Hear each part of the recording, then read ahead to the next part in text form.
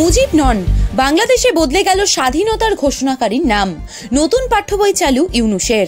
বাংলাদেশের স্বাধীনতার ঘোষণাকারী বঙ্গবন্ধু শেখ মুজিবুর রহমান নন, বদলে গেল ঘোষণাকারীর নাম। বাংলাদেশে ছোটদের নতুন পাঠ্য বই চালু হয়েছে 2025 সাল থেকে। সেখানে দেশের স্বাধীনতার ঘোষণাকারী হিসাবে রয়েছে বিএনপি নেত্রী খালেদা জিয়ার স্বামী জিয়াউর রহমানের নাম। 1971 সালের মুক্তিযুদ্ধের সময় তিনি বাংলাদেশের সেনা মেজর ছিলেন।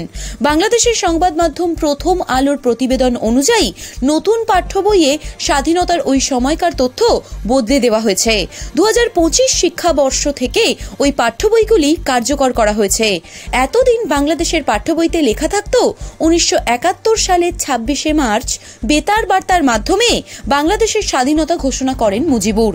তারপর পাকিস্তানের সেনার হাতে তিনি গ্রেপ্তার হন। কিন্তু এই তথ্য সঠিক নয় বলে দাবি বাংলাদেশের গবেষণাকারীদের একাংশের। পাঠ্য বই পরিবর্তনের ক্ষেত্রে গুরুত্বপূর্ণ ভূমিকা নিয়েছেন গবেষক রাখাল সাহা। তার দাবি এটি অতিরঞ্জিত এবং আরোপিত ইতিহাস। এই তথ্যের বাস্তব ভিত্তি নেই বলেও দাবি করেছেন তিনি।